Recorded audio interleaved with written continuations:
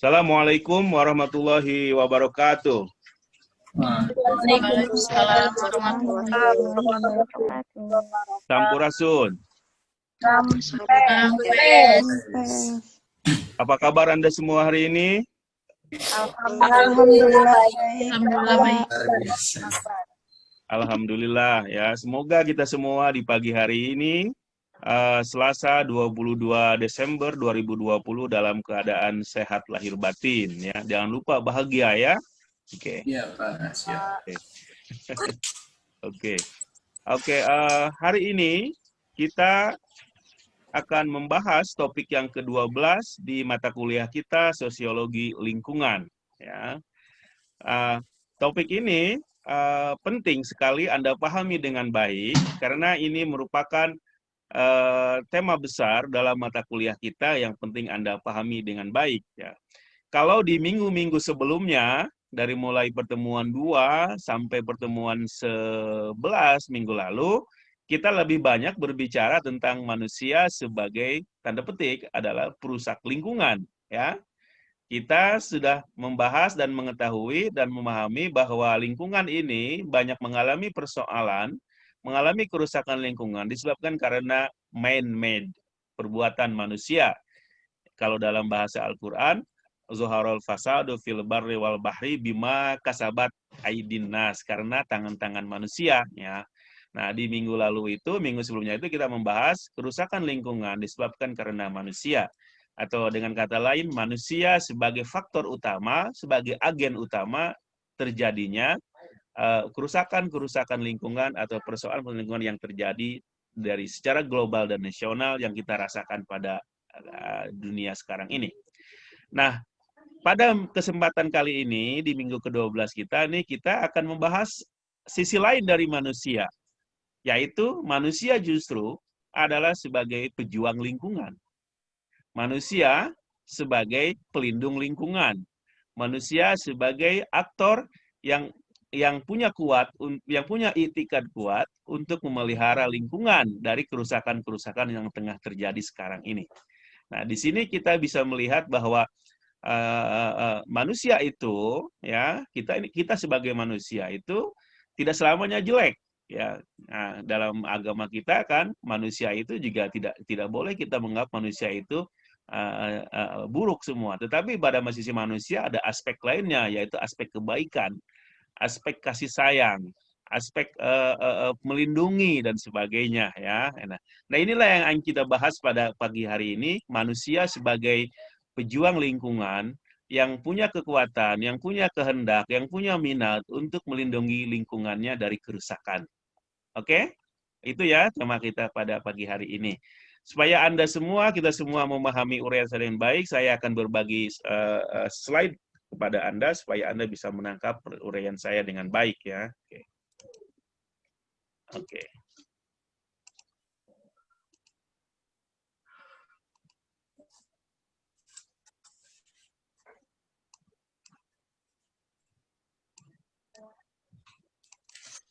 Oke. Nah, hari ini pembahasan kita adalah kemunculan ideologi dan gerakan lingkungan. Nah, apa yang saya katakan tadi manusia sebagai pejuang lingkungan itu diwujudkan dengan apa yang fenomena yang terjadi, yaitu kemunculan ideologi yang peduli terhadap lingkungan dan juga gerakan-gerakan yang peduli terhadap lingkungan. Nah, disinilah kita melihat manusia sebagai pejuang lingkungan ya. Nah, oke. Nah, pada beberapa puluh tahun belakangan ini muncul ideologi yang peduli terhadap lingkungan dan gerakan-gerakan yang pro terhadap lingkungan. Bagaimana mereka ideologi ini, pendukung ideologi ini dan gerakan ini sangat punya minat yang kuat, punya keinginan yang kuat untuk menjaga lingkungan dari kerusakan. Nah, inilah yang disebut sebagai manusia sebagai pejuang lingkungan ya. Nah, mengapa muncul ideologi dan gerakan lingkungan ini? Pertama, tentu saja ini ada kaitannya dengan uraian kita di pertemuan-pertemuan sebelumnya, yaitu manusia sebagai perusak lingkungan, yaitu munculnya semakin parahnya kerusakan ekologis global dan lingkungan. Jadi munculnya sekarang ideologi dan gerakan lingkungan itu sebagai respon atas semakin parahnya kerusakan ekologis secara global dan nasional. Kedua, ideologi dan gerakan lingkungan muncul karena tidak memadainya upaya pengambil kebijakan, yaitu dalam hal ini pejabat-pejabat pemerintah, baik pusat atau daerah, baik global dan lokal nasional, dalam mengatasi persoalan lingkungan, sehingga muncullah ideologi dan gerakan lingkungan ini. Dan juga ini kurangnya keterlibatan politisi terhadap isu-isu lingkungan ini.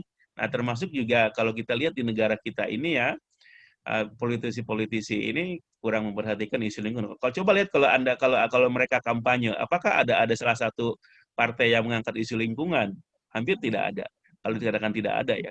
Apakah ada caleg yang mengangkat isu lingkungan dalam kampanyenya? Tidak ada ya. Nah, ini menunjukkan bahwa kurang diminatinya, kurang menjadi perhatian isu lingkungan bagi para pengambil kebijakan dan politisi.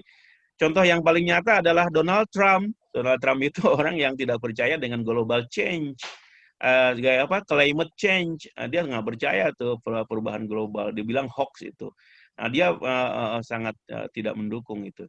Yang terakhir, nah ini bersifat ideologis, munculnya ideologi dan gerakan lingkungan karena sebagai respon atas ideologi antroposentrisme yang kita bahas di minggu sebelumnya, yaitu suatu paham atau ideologi yang percaya bahwa manusia itu sebagai pusat alam semesta ini, karena itu bisa mendominasi atau berhak mendominasi lingkungan ini, termasuk binatang, hewan, tumbuhan, dan sebagainya, karena merasa diri sebagai center atau pusat.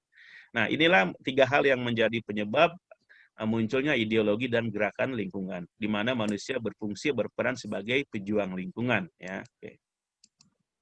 Nah, mari kita bahas satu-satu ya. Saya tidak akan membahas semuanya mengenai ideologi dan gerakan lingkungan ini, ya karena mungkin waktu kita terbatas. Saya hanya ingin menyampaikan kepada Anda beberapa ideologi dan gerakan-gerakan lingkungan utama saja sebagai gambaran bagi Anda manusia sebagai pejuang lingkungan. Yang pertama adalah biosentrisme. Ya, ini adalah ideologi atau paham yang pro lingkungan, ya, yang ingin menjaga lingkungan dari kerusakan. Ya. Apa? Dari kata bio itu kan makhluk hidup ya. Bio itu artinya makhluk hidup. Ya. Tapi makhluk hidup dalam pengertian lebih kepada yang bersifat animal atau binatang. Ya.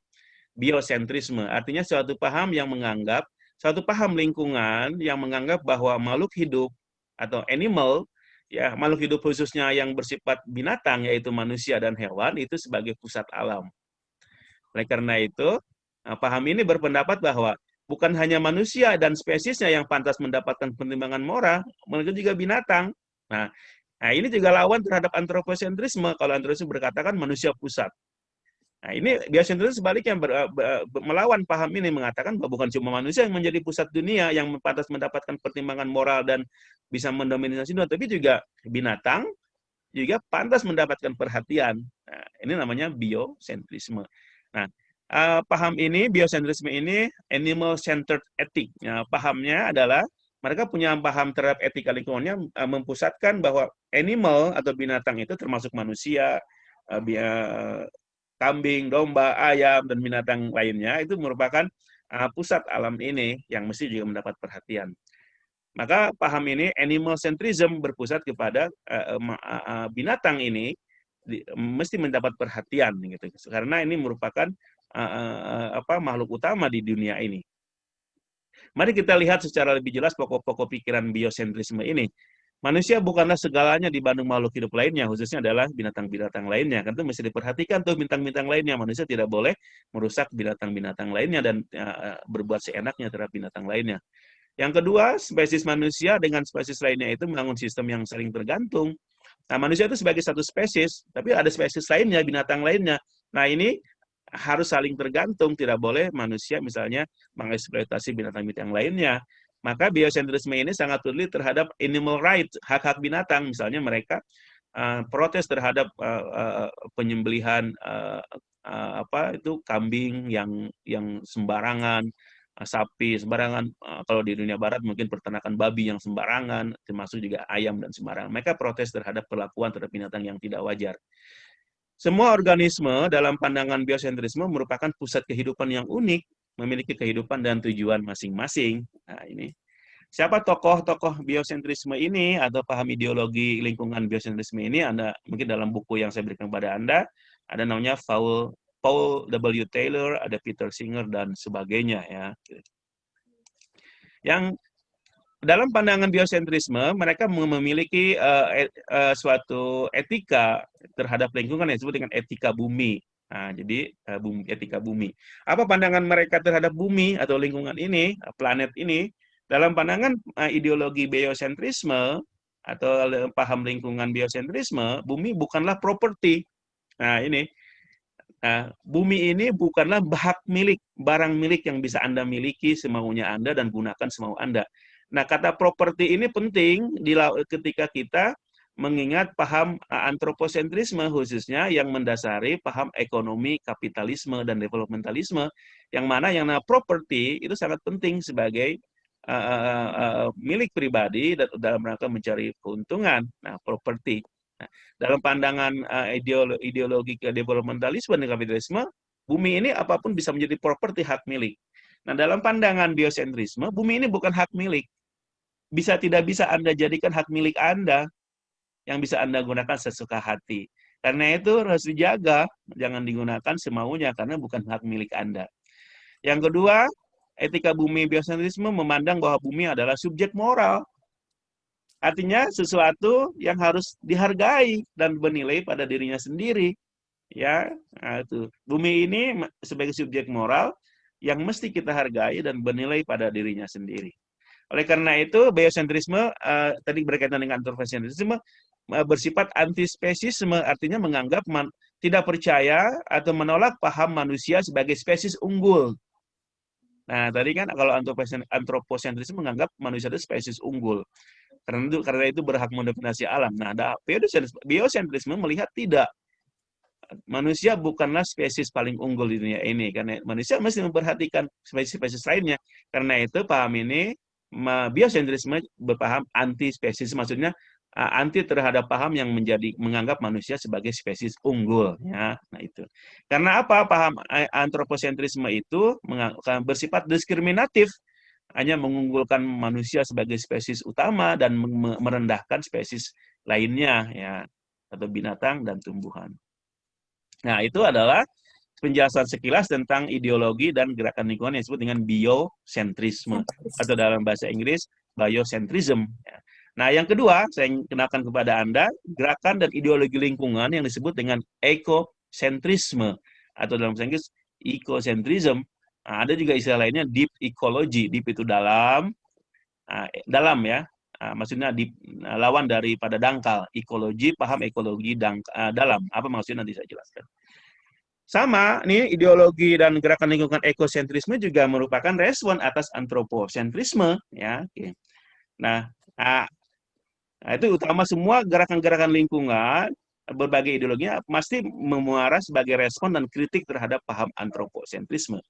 Nah, ekosentrisme ini ada tambahannya. Selain mengkritik antroposentrisme, juga ekosentrisme merupakan kritik dan respon atas biosentrisme yang pertama tadi. Oke. Dalam pandangan ekosentrisme, perjuangan penyelamatan lingkungan berdasarkan pada penghormatan atas seluruh kehidupan alam, tidak hanya makhluk hidup. Nah, ini merupakan respon atau kritik terhadap paham biosentrisme mengatakan bahwa yang mesti diperhatikan adalah makhluk hidup, spesies makhluk hidup, manusia, binatang, dan binatang makhluk hidup. Karena bio kan. Nah, dalam pandangan ekosentrisme yang mesti menjadi perhatikan itu bukan cuma spesies makhluk hidup yang bersifat binatang, itu manusia dan binatang, tapi juga seluruh alam. Yaitu ya spesies manusia, binatang, tumbuhan, apa yang ada di seluruh bumi ini juga mesti menjadi perhatian utama kita semua. Gitu.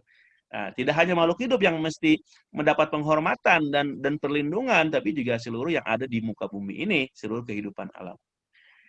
Ekosentrisme ini punya filsafat lingkungan atau etika bumi. Kalau tadi kan etika bumi ya dalam biosentrisme. Nah, dalam filsafat dalam pandangan ideologi lingkungan ekosentrisme, mereka punya etika disebut ekosofi, filsafat lingkungan.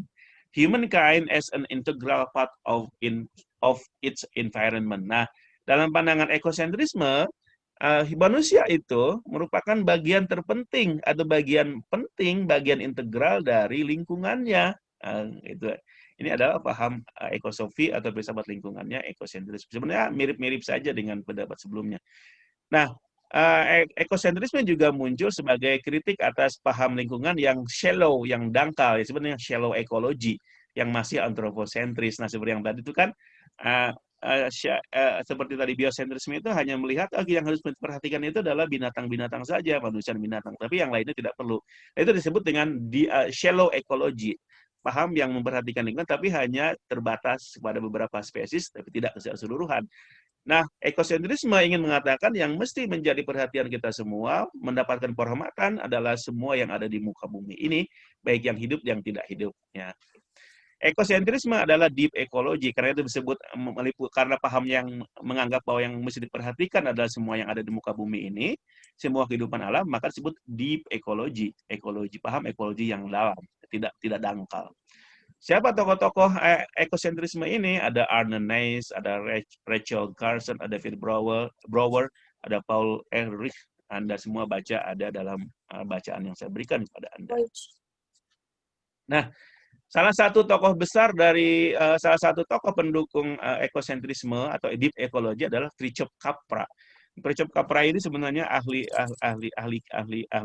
fisika, tapi dia banyak memperhatikan isu-isu lainnya, terutama dalam pandangan filsafat ketimurannya. Nah, dalam pandangan Fritjof Capra mengatakan begini, manusia dan makhluk hidup lainnya tidak terpisah dari lingkungan alam. Dunia merupakan jaringan fenomena yang saling terhubung dan tergantung, bukan saling terpisah. Nah, ini jelas sekali bahwa manusia ini, kita ini merupakan bagian dari lingkungan kita. Dunia ini, alam ini seperti jaringan fenomena yang saling terhubung dan tergantung. Jadi dunia ini merupakan terdiri daripada berbagai bagian yang saling tergantung, baik itu makhluk hidup atau makhluk tidak hidupnya. Karena itu semua yang ada di bumi ini memiliki nilai yang penting dalam pandangan Capra, mesti diperhatikan dan mendapat perlindungan. Dan akhirnya dia mengatakan manusia hanyalah salah satu benang atau thread, jaring atau web dari jaring kehidupan. Nah, karena manusia ini seperti sebuah jaring-jaring kehidupan, maka manusia hanyalah salah satu benang saja dari jaring kehidupan itu.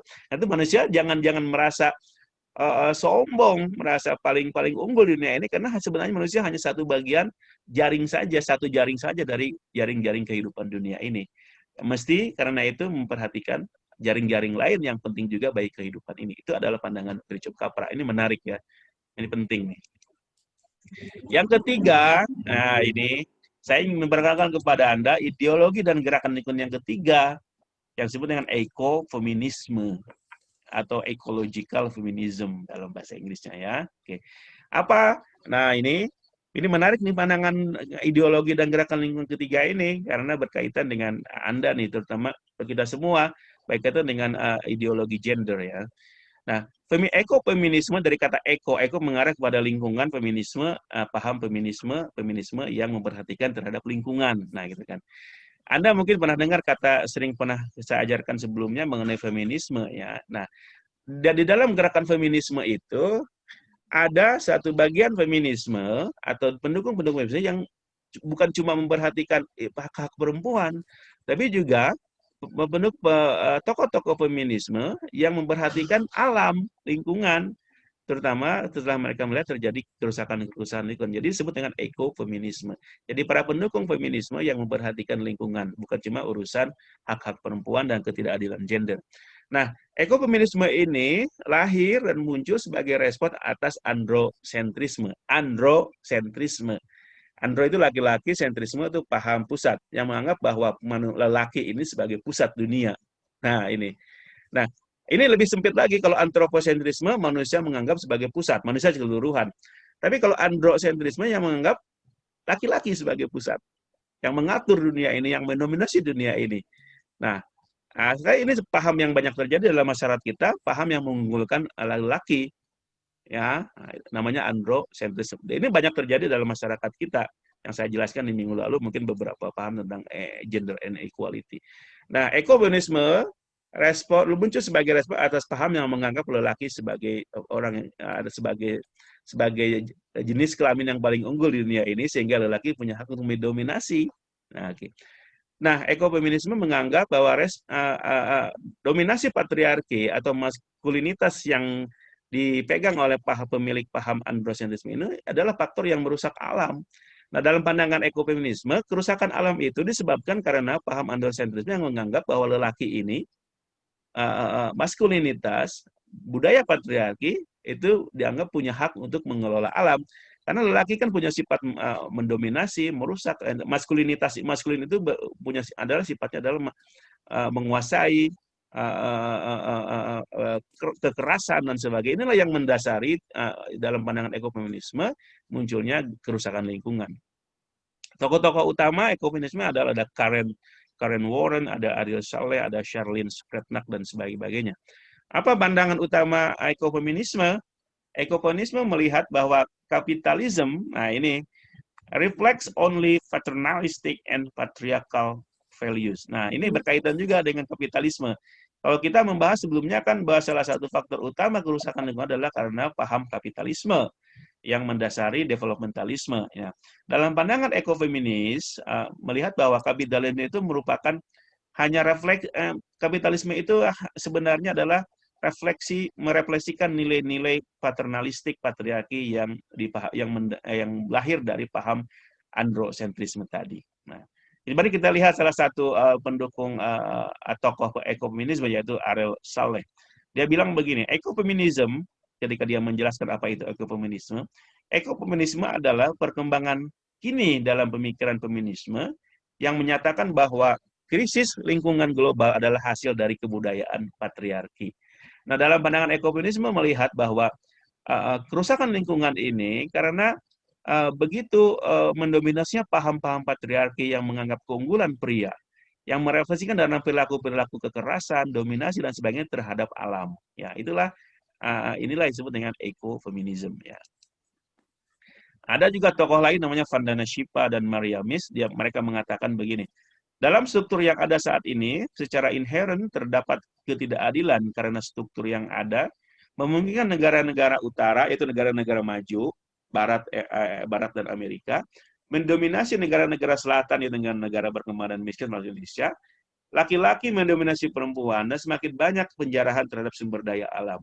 Maka semakin terjadi ketimpangan dalam distribusi keuntungan ekonomi dalam penguasaan alam.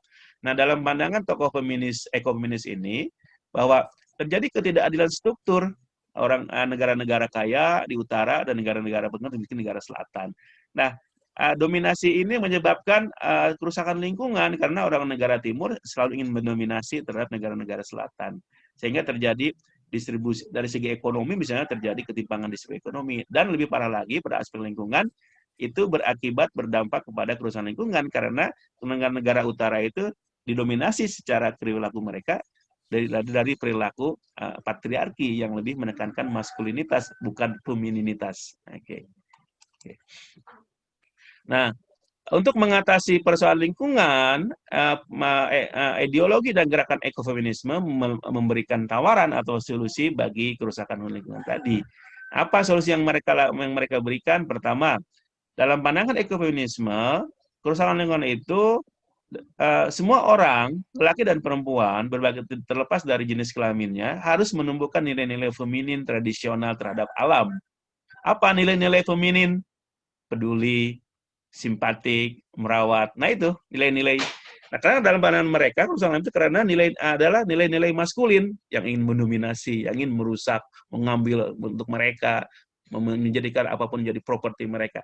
Nah, dalam pandangan ekonomisme yang mesti kembangkan sekarang mengatasi kerusakan lingkungan adalah kembangkan nilai-nilai feminin, yaitu nilai-nilai dan sikap peduli terhadap alam, simpatik terhadap spesies lainnya, dan merawat apa yang ada di bumi ini. Nah, ini ada nilai-nilai feminin.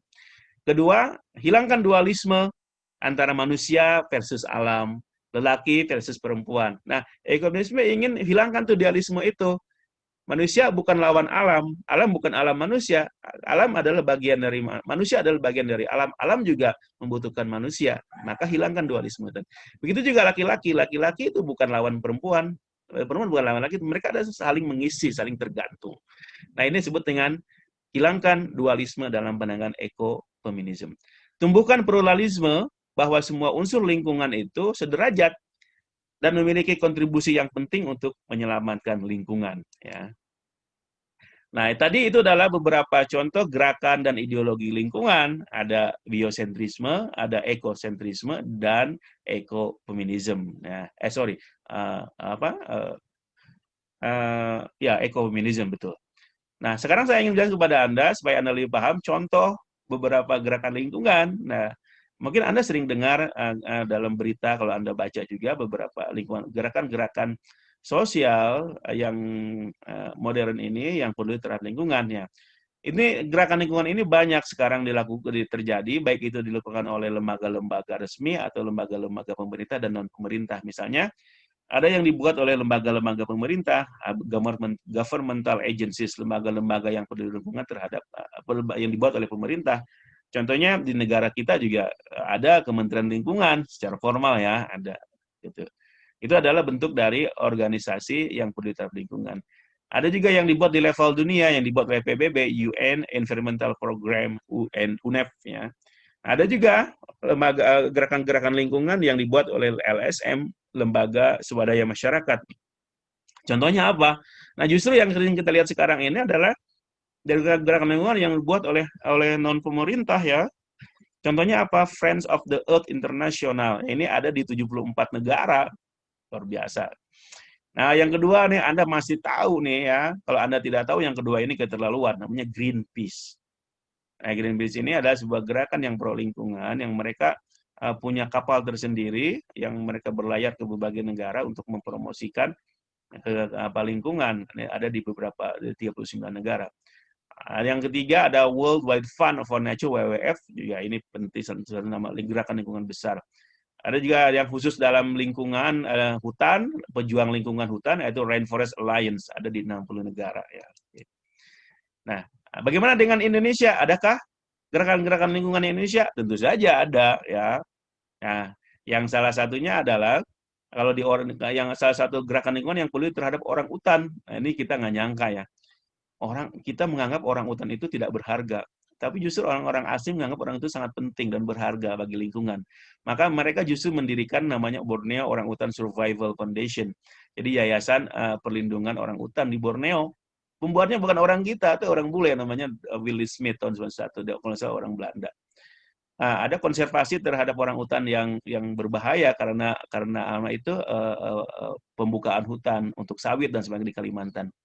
Salah satunya yang saya pernah ke sana adalah di Nyaru Menteng, Kalimantan Tengah. Saya pernah ke sana, datang ke konservasi orang hutan di sana. Ada juga di Samboja di Kalimantan Timur ya. Oke. Nah, ini adalah contoh gerakan lingkungan yang ada di negara kita. Nah, yang mungkin yang paling terkenal adalah namanya WALHI. Anda pernah dengar WALHI kan, Wahana Lingkungan Hidup Indonesia, itu adalah salah satu gerakan lingkungan terbesar di Indonesia. Ya, gitu. Nah, kemudian gerakan pro lingkungan itu bukan cuma dilakukan oleh LSM atau masyarakat sipil, partai politik pun ada yang peduli terhadap lingkungan. Tetapi sayangnya partai politik yang pro lingkungan ini minoritas. Di Indonesia saya kira nggak ada partai politik yang khusus pro terhadap lingkungan. Di negara-negara maju, justru negara Barat dan Eropa ya, Eropa dan Amerika itu ada partai yang khusus. Mereka ideologinya adalah memperhatikan keselamatan lingkungan dan dunia ini, alam ini. Mereka menamakan dirinya Green Party. Kalau kata kita green itu kan berarti hijau, artinya kepada lingkungan. Partai yang peduli, partai hijau secara harfiah. Yaitu partai yang peduli terhadap lingkungan dalam mereka mempromosikan ketika mereka penguasa misalnya memperhatikan kepentingan lingkungan. Politik mereka, ideologi mereka adalah green politics. Nah, politik hijau. Apa misinya? Social justice, keadilan sosial, environmentalism, paham yang mempedulikan terhadap lingkungan, dan non-violence, non-kekerasan, tidak boleh. Nah, ini. Di mana saja ada Green Party ini, adanya di Australia, saya pernah hidup di sana, dan kita ada Green Party di sana. Meskipun demikian, Green Party tidak dominan. ya mungkin partainya tidak dominan, ada partai yang urutan ketiga lah atau keempat. Yang dominan adalah partai konservatif dan liberal. Di New Zealand juga ada, di Inggris juga ada, di Amerika aja. Di Indonesia, apakah ada Green Party? Partai yang peduli terhadap lingkungan? Saya kira belum ada. Seperti saya sebutkan di awal tadi, dalam konteks Indonesia, lingkungan belum menjadi perhatian kaum politisi. Tidak pernah ada, misalnya, dalam kampanye mereka menyuruhkan keselamatan lingkungan. Termasuk dalam debat presiden pun, itu lingkungan saya kira tidak menjadi isu utama ya.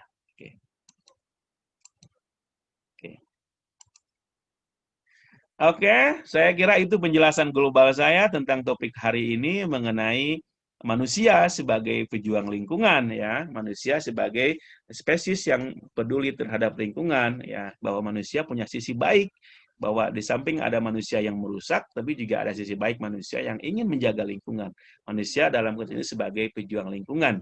Uraian saya difokuskan kepada penjelasan mengenai kemunculan ideologi-ideologi lingkungan, ideologi yang ingin menjaga lingkungan, dan gerakan-gerakan lingkungan yang ingin menyelamatkan bumi ini dari kerusakan-kerusakan lingkungan, baik di level global dan nasional. Saya kira itu penjelasan global saya. Untuk selanjutnya, bila ada Anda pertanyaan ya yang belum Anda pahami dari uraian global tadi, silakan sampaikan. Ataupun kalau Anda ada komentar tambahan, sampaikan pula dalam sesi question and answer setelah ini. Terima kasih ya. Silakan Anda sampaikan komentar dan pertanyaan.